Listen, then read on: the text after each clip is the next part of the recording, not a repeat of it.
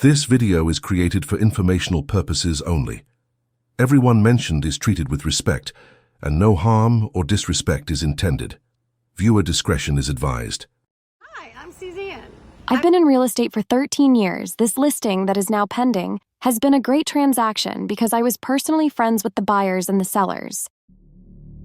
There are moments that split a life into before and after. For the families of Olmos Park, Texas, that moment came on the night of October 6, 2024, when a neighbor heard screaming pierce through the darkness.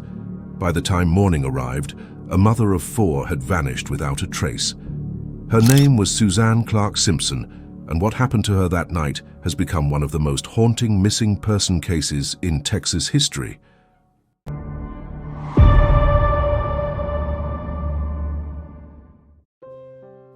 The city of San Antonio sprawls across south-central Texas, a place where old Spanish missions stand alongside modern skyscrapers, where history and progress exist side by side. Just north of downtown sits Olmos Park, a small, wealthy enclave of barely 2 square miles, home to around 2,000 residents who chose this neighborhood for its tree-lined streets, its sense of safety, and its quiet promise that bad things don't happen here. But on October 6, 2024, that promise shattered. Suzanne Clark Simpson was 51 years old. She had spent her entire adult life building something meaningful in San Antonio. She was a successful real estate agent with Nick's Realty Company, known throughout the community for her professionalism and dedication to her clients. She was a graduate of the University of Texas at Austin, a proud alumna who had returned to her hometown to raise her family. She had 4 children ranging in age from 5 to 20 years old. She lived in a beautiful home on East Olmos Drive, a property valued at over $1 million. From every angle, Suzanne Simpson appeared to have it all. That Sunday evening in October, Suzanne attended a party at the Argyle, an exclusive members-only social club located on Patterson Avenue in the nearby Alamo Heights neighborhood. The Argyle is the kind of place where San Antonio's affluent gather for private events, where memberships are coveted and the guest list is carefully curated. Suzanne arrived at the club with her husband, Brad Chandler Simpson, who was 53 years old and worked in commercial real estate. The couple had been married for 22 years. According to the Olmos Park Police Chief Fidel Villegas, the couple got into a verbal altercation at the party. Witnesses saw them arguing. The tension was visible. After leaving the Argyle, Suzanne stopped at an H-E-B grocery store with her youngest daughter, who was 5 years old at the time. Security camera footage captured them at the store. Suzanne made a phone call while at H-E-B. She called her mother, Barbara Clark. According to court documents during that call at approximately 9:16 p.m., Suzanne told her mother that Brad had just physically assaulted her. She said she was in pain. The call lasted 8 minutes. Shortly after leaving the grocery store, Suzanne called a family friend to say she was planning to stop by their house. Security footage shows she arrived at the friend's home at 9:25 p.m. What happened next would be witnessed by a neighbor who lived across the street from the Simpson home on East Olmos Drive. Between 10 and 11 p.m. on October 6, 2024, a neighbor in Olmos Park heard something that made him go to his window. According to the arrest affidavit filed by law enforcement, the neighbor heard an argument coming from outside the Simpson residence. The voices were loud. The fight was escalating. When the neighbor looked out his bedroom window, he saw Brad and Suzanne Simpson engaged in a physical altercation. According to the affidavit, the neighbor witnessed Suzanne trying to break free from Brad's grasp. He saw Brad attempt to pull Suzanne downward, trying to restrain her. The neighbor said it was clear that Brad was attempting to keep Suzanne from running away. Suzanne broke free. She ran. Brad chased after her. The neighbor watched as the couple disappeared from view, moving toward a wooded, brushy area east of the Simpson home. According to court documents, the neighbor then heard 2 to 3 screams coming from that wooded area. The screams were distinct. They were terrifying. The neighbor called 911. Approximately 1 hour later, close to midnight, the same neighbor heard Brad Simpson's black GMC pickup truck start up. He watched as the truck left the property. According to the witness statement, Brad returned home between 1 and 2 hours later, sometime in the early morning hours of October 7th. Suzanne Simpson was never seen again. On the morning of October 7th, 2024, Brad Simpson told his brother Barton that he had last seen Suzanne at approximately 6:30 a.m. as he was leaving to take one of their children to school. He claimed he had peeked into a separate room and observed his wife sleeping. That statement would later contradict what he told police officers when they first arrived at his home. Throughout the day on October 7th, Suzanne's absence became increasingly alarming. She did not pick up her 5-year-old daughter from school. She did not respond to calls or text messages. Her friends began to worry. That evening, around 10 p.m. on October 7th, a friend of Suzanne's called Brad Simpson to express concern about Suzanne's whereabouts. According to court documents, Brad had not yet called the police or filed any missing person report at that time. The friend, growing increasingly anxious, then called law enforcement herself. Only after the friend contacted authorities did Brad Simpson call the Olmos Park Police Department to report his wife missing. According to the timeline established in court documents, more than 24 hours had passed since Suzanne was last seen alive, and Brad had waited until someone else raised the alarm before reporting her disappearance. When police questioned Brad Simpson on the night of October 7th, he told officers that he had not seen his wife since the previous day. This directly contradicted what he had told his brother that morning about seeing her asleep at 6:30 a.m. The inconsistencies were piling up. On October 8, 2024, just 2 days after Suzanne disappeared, surveillance footage and digital evidence began painting a disturbing picture of Brad Simpson's activities. According to the arrest affidavit, surveillance video from a Whataburger restaurant in Bourne, Texas, captured Brad's black GMC pickup truck at 9:12 a.m. on October 7th. In the truck bed, witnesses and investigators identified several items: white trash bags, a heavy-duty trash can, an ice chest, and most notably, a large, bulky item that was wrapped and secured in a blue tarp. The tarp was held down by a firewood rack. Later that same morning, Brad Simpson was captured on security cameras at a Home Depot store in Bourne. According to court documents, he purchased several specific items using cash: 2 bags of Quikrete cement mix, a construction bucket, a box of heavy-duty trash bags, Clorox disinfectant spray, and insect repellent. According to witness statements included in the affidavit, Brad Simpson approached someone in the Home Depot parking lot and asked where the nearest dump was located.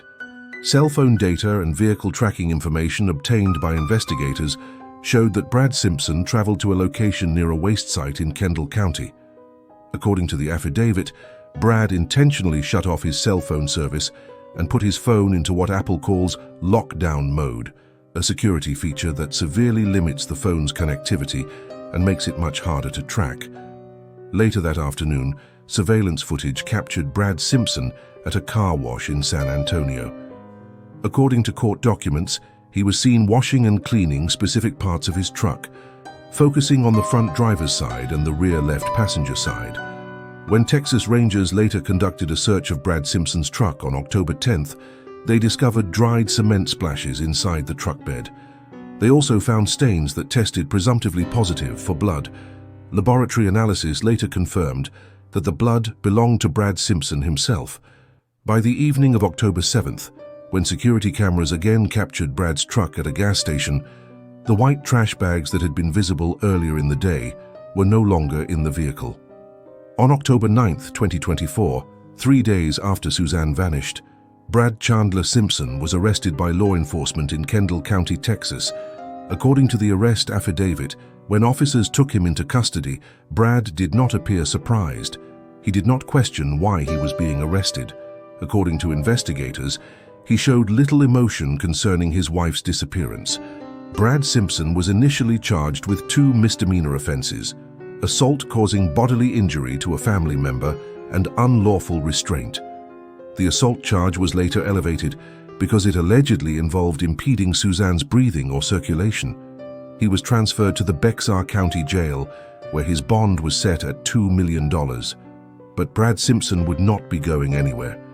Federal authorities with the Bureau of Alcohol, Tobacco, Firearms and Explosives placed a hold on him for weapons violations.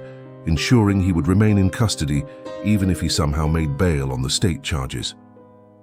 On that same day, October 9th, Texas Rangers executed a search warrant at a property owned by Brad Simpson in Bandera County, Texas.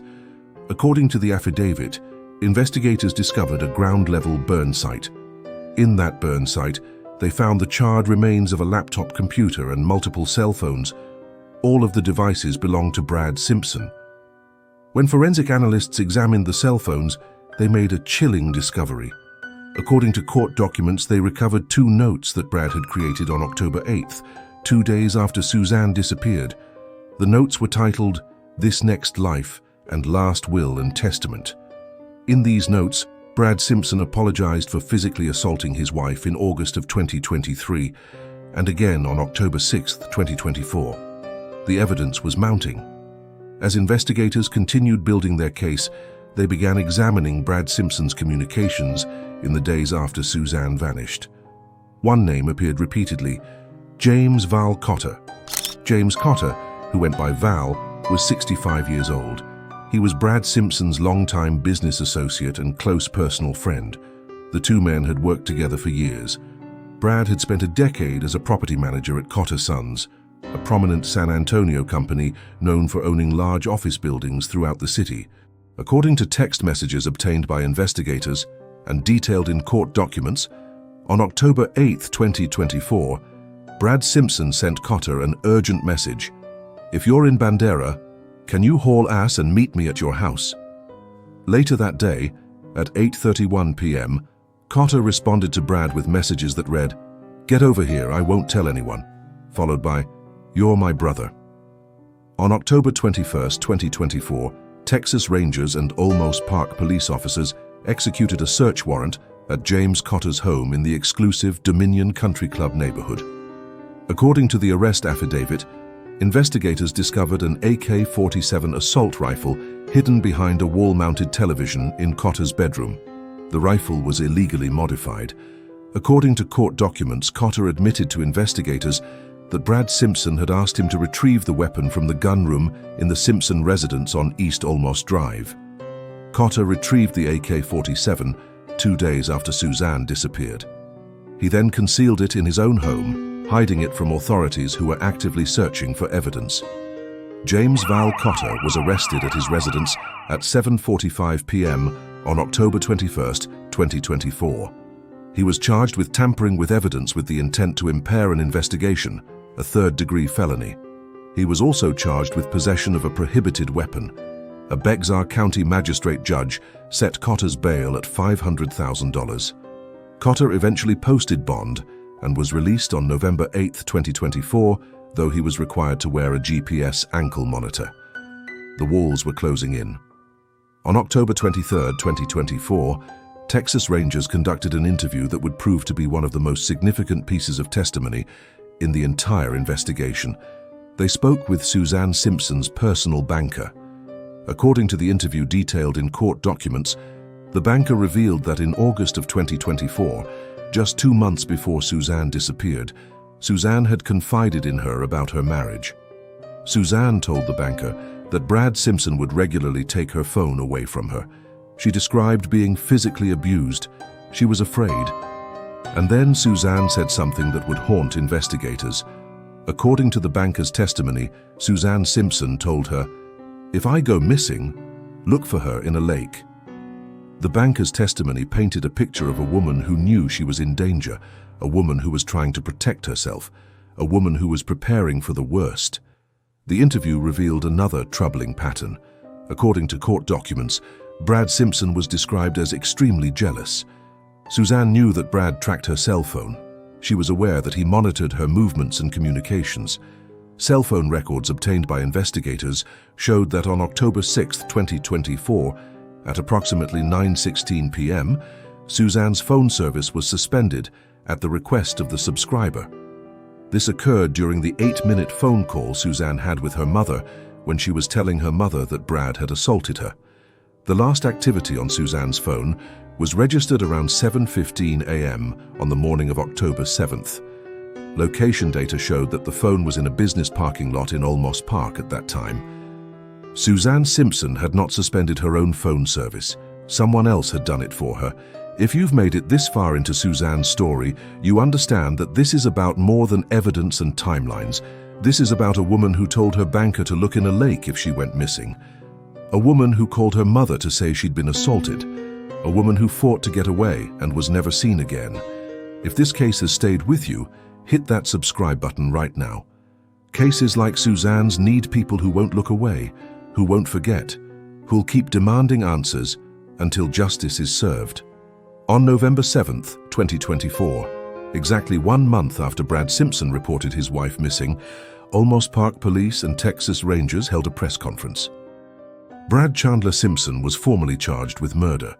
According to the criminal complaint filed in Bexar County, authorities believe that Brad Simpson intentionally and knowingly caused the death of Suzanne Clark Simpson on or about Sunday, October 6, 2024. This was a significant moment in the investigation.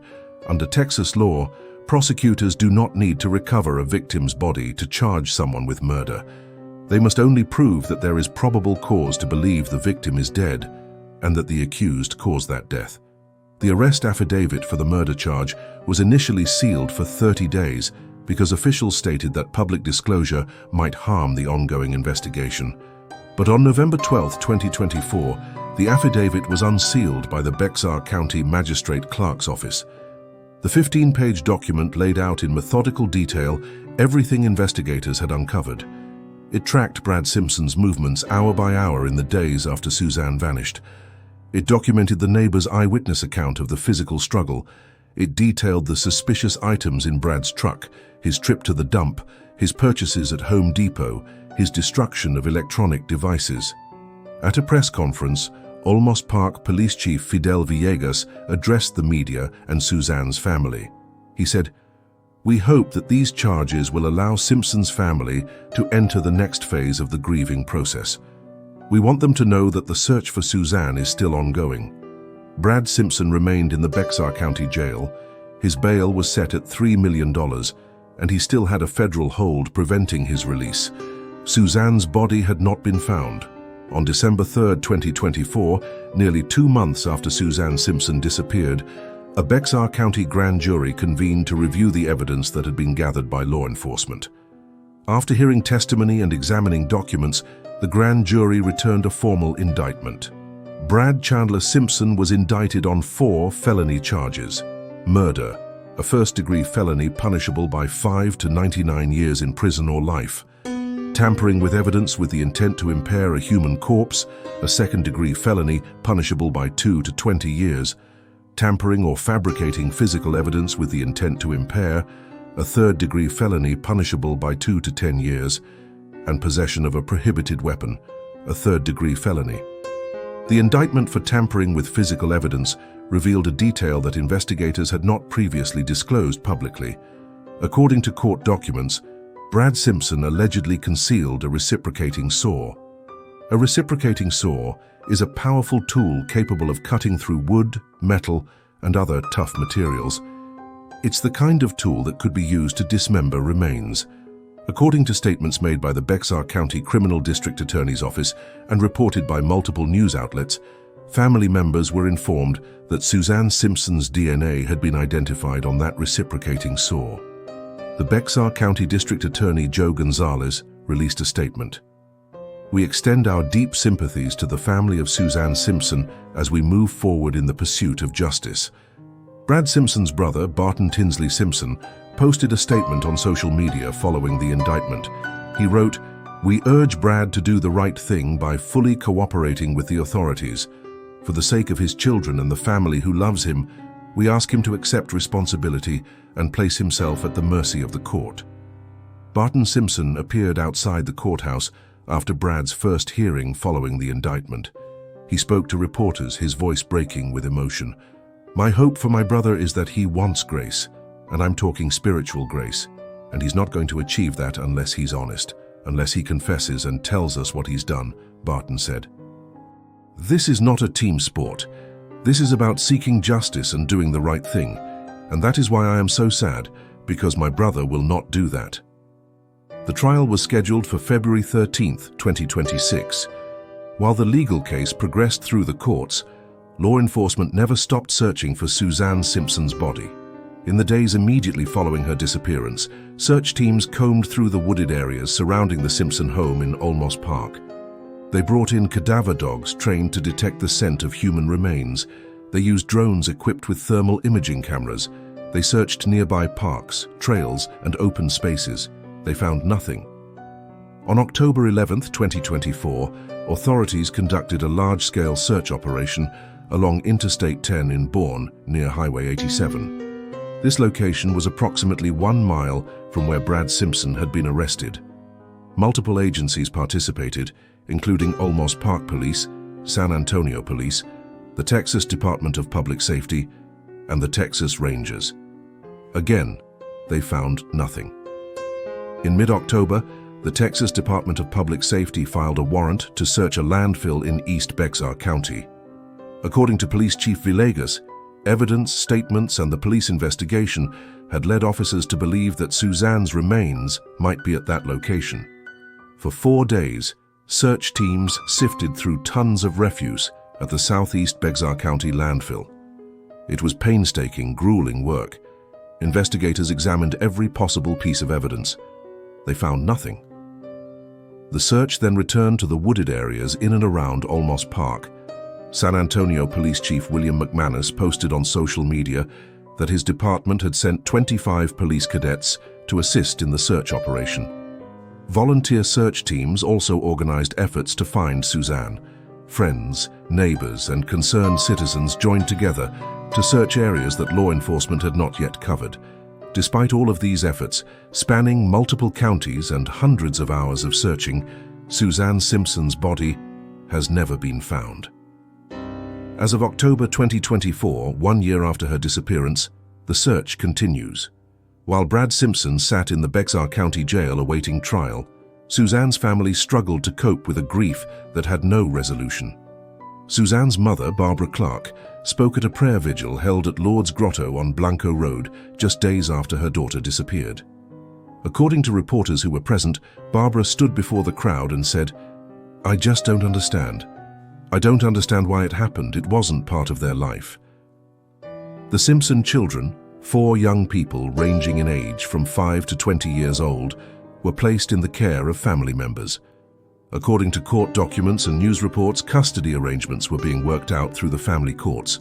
Barton Simpson, Brad's brother, said in December 2024, "My sister and brother-in-law have stepped up to take care of the children, but the impact on our parents has been shattering. Our lives have been irreparably changed." Brad Simpson's bond conditions were eventually modified to allow him limited supervised contact with one of his sons, a 15-year-old, through written letters. However, those letters could only discuss parenting issues and were prohibited from mentioning anything related to the case. According to court documents, Brad's 2 adult children, ages 18 and 20, have chosen to have no contact with their father. He remains prohibited from any contact with his 5-year-old daughter, who witnessed the alleged assault on October 6th. Suzanne's oldest daughter, Chandler Simpson, shared posts on social media in the weeks after her mother disappeared. In one of those posts, according to news reports, she alleged that her father took my mother's life in a state of rage and control. She condemned domestic violence and spoke about the trauma that her family was experiencing. The community of Olmos Park, typically quiet and insulated from violent crime, was shaken to its core. Vigils were held throughout the San Antonio area. Friends set up memorial pages. Social media campaigns kept Suzanne's face and story circulating, with posts urging anyone with information to come forward. 1 year later, that pain remains raw. In the midst of this family tragedy, another legal complication arose that would add yet another layer of pain to an already unbearable situation. Teresa Lynn Clark, Suzanne Simpson's sister, was 55 years old. In the days immediately after Suzanne disappeared, Teresa had been a vocal advocate for her sister. She appeared in news interviews. She issued statements on behalf of the family. She said, "Suzanne was a beloved mother. She was an incredible person. We want everyone to know that we are devastated by the loss of my sister. I am here to be a voice for my sister." But according to arrest warrants and affidavits obtained by news outlets, Teresa's grief and frustration manifested in ways that crossed legal boundaries. On October 3, 2025, almost exactly 1 year after Suzanne vanished, Teresa Clark was arrested by Texas Department of Public Safety troopers in Travis County, Texas. According to the arrest affidavits, Teresa was charged with 4 misdemeanor counts of harassment, all classified as Class B misdemeanors. The charges stemmed from incidents that began on December 12, 2024. According to court documents, Teresa Clark is accused of repeatedly harassing 4 members of Brad Simpson's family. The affidavits allege that Teresa has been contacting Brad's family members, including his mother and other relatives, since Brad was first arrested in October 2024. According to the documents, Teresa allegedly made numerous phone calls, many of them after midnight. She sent emails and left voicemails. The messages were described in the affidavits as repetitive and accusatory. Some of the messages allegedly included statements such as, "You don't know who you're messing with," and "You will not get away with this." The affidavits state that Teresa accused Brad's family members of killing Suzanne Simpson. According to court documents, Brad Simpson's family members contacted law enforcement and asked Teresa to stop contacting them. Police ordered her to cease communications, but according to the affidavits, Teresa continued her attempts to reach them. The documents also reference what authorities described as a vigorous social media campaign targeting Brad Simpson's family.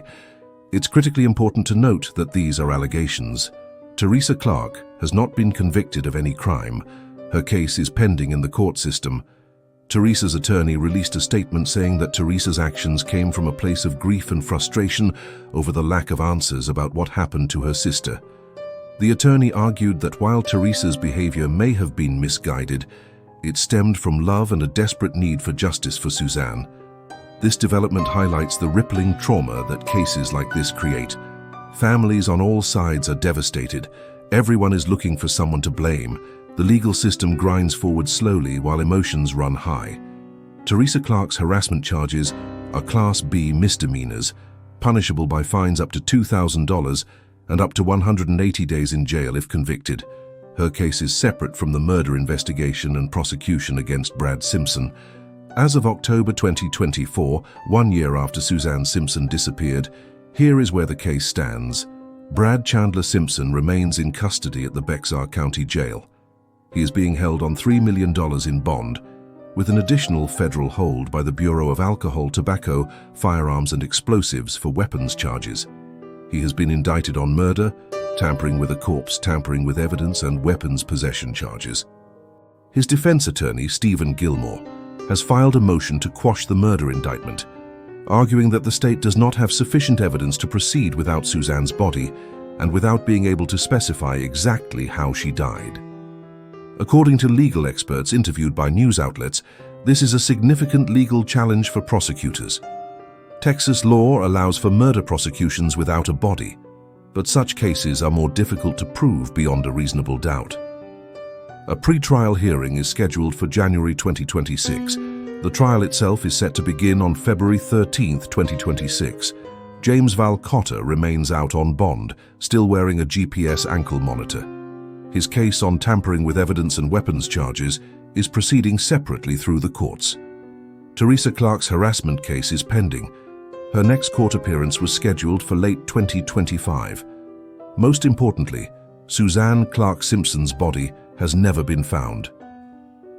Despite an exhaustive year-long search effort spanning multiple counties involving dozens of law enforcement agencies, volunteers, and advanced search technology, no one has discovered what happened to Suzanne's remains.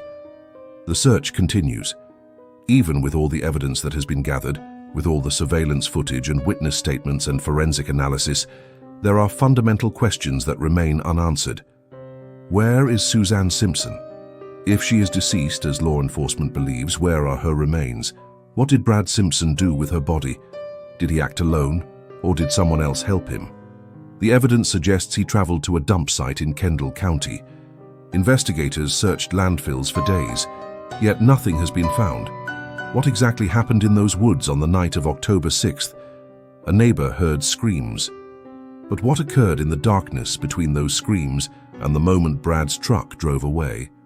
What was wrapped in the blue tarp that witnesses saw in Brad's truck? What did he purchase cement for? Why did he need heavy-duty trash bags and Clorox disinfectant? These are questions the prosecution will need to answer at trial. Why did Brad Simpson wait more than 24 hours to report his wife missing? What was he doing during that critical window of time? The surveillance footage and cell phone data show he was moving methodically, making purchases, driving to specific locations. Was he covering his tracks? And perhaps the most painful question for Suzanne's children, will they ever get the closure of knowing what happened to their mother? Will they ever be able to say goodbye? Will they ever have a place to visit, to mourn, to remember? These questions hang over the case as it moves slowly toward trial. The disappearance and presumed murder of Suzanne Clark Simpson is a case that has captivated and horrified San Antonio and the nation. It's a case that represents everything we fear about domestic violence, about the hidden darkness that can exist behind closed doors, about the ways that someone we trust can become someone we should fear. Suzanne Simpson was not just a statistic. She was a real person. She was a mother who drove her children to school and helped with homework. She was a successful professional who built a career helping people find their dream homes. She was a daughter who called her mother when she was hurt and afraid. She was a friend who inspired loyalty and love from those who knew her. But regardless of what happens in that courtroom, Suzanne's story stands as a stark reminder that domestic violence can happen anywhere, to anyone. It happens in million-dollar homes in exclusive neighborhoods. It happens to successful professionals with degrees and careers. It happens when no one else is looking. According to the National Domestic Violence Hotline, 1 in 4 women in the United States will experience severe physical violence by an intimate partner in their lifetime. Many of those women, like Suzanne, see the warning signs. They know they're in danger, but leaving an abusive relationship is often the most dangerous time for victims. Before we close, I want you to do something. Leave a comment below right now. You don't have to write a paragraph. Just write Suzanne's name. That's it, just her name.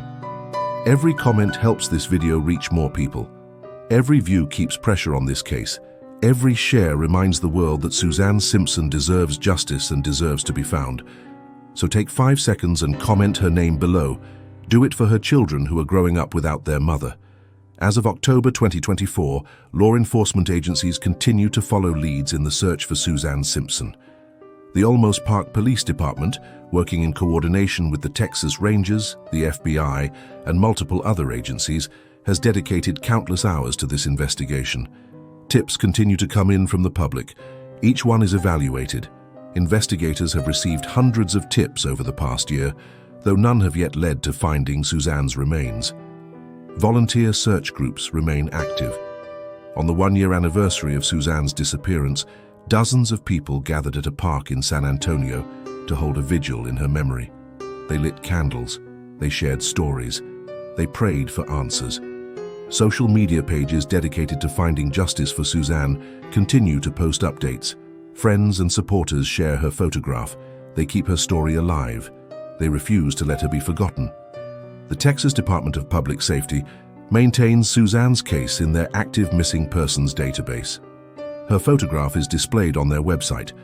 The description notes that she was last seen wearing a black knee-length party dress and heels. It notes that she has been missing since October 6, 2024. The message is clear. Suzanne Simpson has not been forgotten. The search for her will not stop. The fight for justice will continue.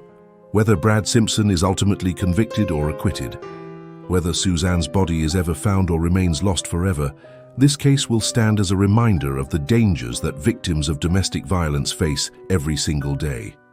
It will remind us that someone can appear to have a perfect life while living in fear. It will remind us that leaving an abuser is the most dangerous moment for a victim. Suzanne Simpson deserves justice. She deserves to be found. She deserves to be laid to rest with dignity. Her children deserve answers. Her mother deserves closure. Her friends and community deserve to know the truth.